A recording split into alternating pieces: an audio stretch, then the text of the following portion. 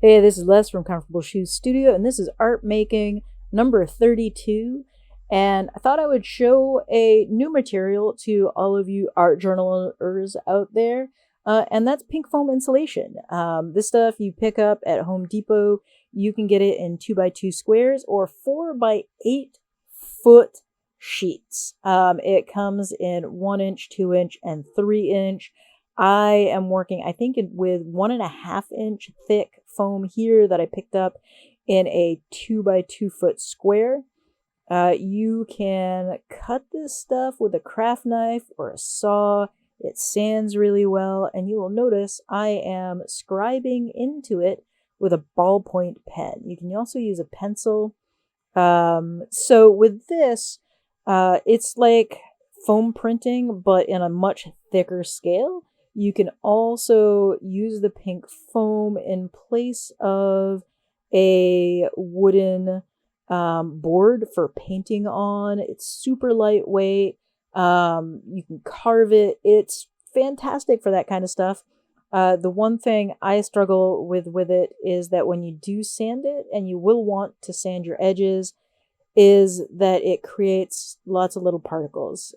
And those particles cling to everything, leave dust everywhere. So I would suggest that if you are going to use this stuff, sand it outside or in a space where it's easy for you to clean. Don't do it in your studio, because you will have a fine particulate layer of pink foam insulation everywhere. And I've also found it can make my skin itch, just the little particles, because it's drying.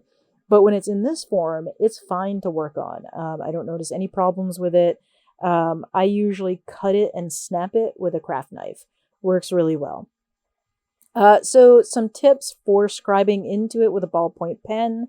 Work in layers. So each line, you will notice as I shift the camera here and shift my board, that I go over each line more than once. Each word I am scribing in a couple of different times. So here, as I draw the hammer, you will see that I'm going over each line 2 or 3 times to get it deep. And you can actually see the tip of the pen go down into the indent. And you really want that for this style of working. So what I'm doing is I'm doing this with my group. We're scribing into the pink foam, and then we're scraping paint down into it to create a line layer. And then we're going to roll over the upper layer with another layer of paint. So we'll be doing some opposite color stuff, having some fun with it. But if you were using this as like an art piece, you could collage on top of this, you could paint on top of it, you can carve into it and get some really deep inset lines. So in this case, like I said, I'm just scribing into it. You could also print with this. So you scribe into it, then roll it, and you would have white lines that would print. So pink foam has lots of uses. It's pretty easy for the little guys to use. Teenagers really seem to enjoy it, and I really enjoy it. It's very tactile. And I also like the pink foam because you can cut and snap it and get it to any size that you want. So if you are thinking about creating a like a wall hanging, you can glue into the back of it a wall hanger very, very easily. Use white glue or wood glue. This stuff glues fantastic, so you can build up layers by pinning things together with toothpicks and the use of white glue or wood glue. It works really, really well with that. Don't use a glue with any sort of trying to think of the right word, like E6000 melts the pink foam insulation. So anything that has any not alcohol, but like acetone in it will melt your pink foam. So don't use glues that are like that. So here my little drawing and writing is finished, and I've scribed into it with my pen. Now I'm just gathering some paint to mix to scrape into those lines. So I'm using student grade acrylics and student grade medium, and you want a soft bodied, not fluid, but soft bodied acrylic and medium, so that when it dries, it kind of dries down into the lines. You don't want it to stay even at the top of your line. And that's so that when you roll over it with your paint later, that you are not getting the paint down into the lines. And I did find that I had to kind of pick out some of the paint from the lines. It was pretty easy. And I'm just using a piece of scrap mat board to mix this and scrape it down into the lines. When you are scraping the paint down into the lines, you'll notice I'm using a 45-degree angle to get the paint scraped down in there. And I'm using moderate pressure to do that. I'm going over it a couple of different times. And I'm also using a couple of different angles. I'm going up and down and then at a 90-degree left to right angle. And then when I scrape the paint away, I am using a 90-degree angle. So it's 45 when I'm first scraping the paint into the lines, and then 90 when I'm scraping the paint away from the top surface.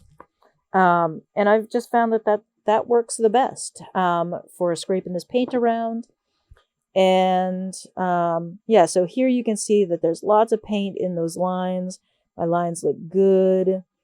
I found that my little guys struggle with the angles. I actually had a tiny kid be like, I don't know geometry when I was making reference to angles. So I had to show them physically how, like, what the angles looked like when they were holding. They used paintbrushes with silicone tips, so like a silicone scraper, rather than the mat board because it's just easier for them to hold.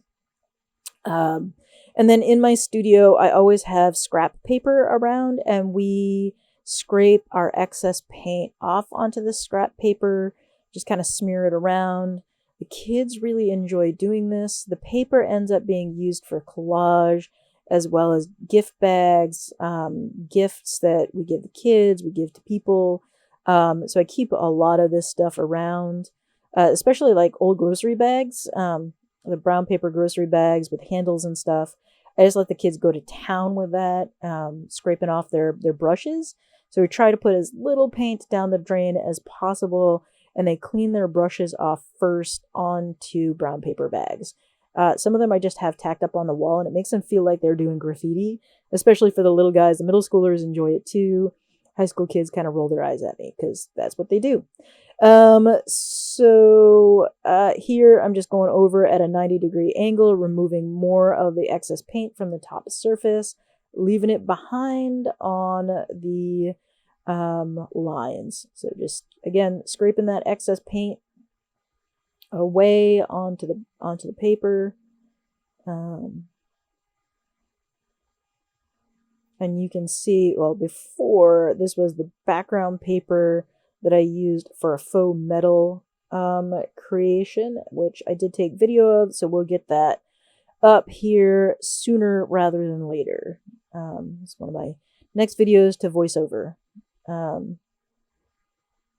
yeah, just spending a lot of time scraping the paint. I find scraping paint very relaxing. And here again, just getting the last of it off so the rest can dry. And then we'll do some painting over the final surface.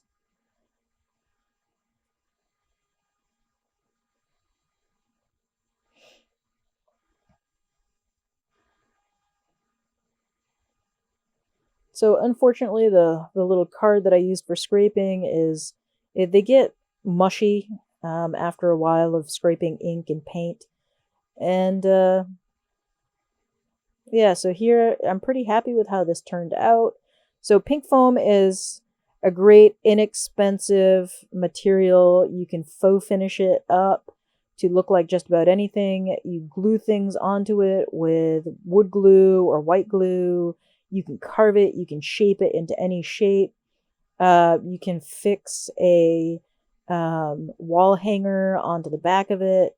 It's just, it's a great hardware store find for making art, and you can cut it to any size. That's the other thing. So this originally came in a 2 foot by 2 foot square, and I cut it down to a 1 by 2 foot rectangle.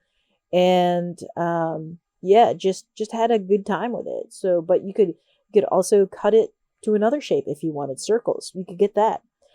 So anyway, I hope this inspires you to head to the hardware store or to the big box store like Lowe's or Home Depot and test out a different material for making art. And with that, I thank you for being here and supporting the channel. And hopefully, I'll have more stuff to load up and get them voiced over. Thank you. See you next time.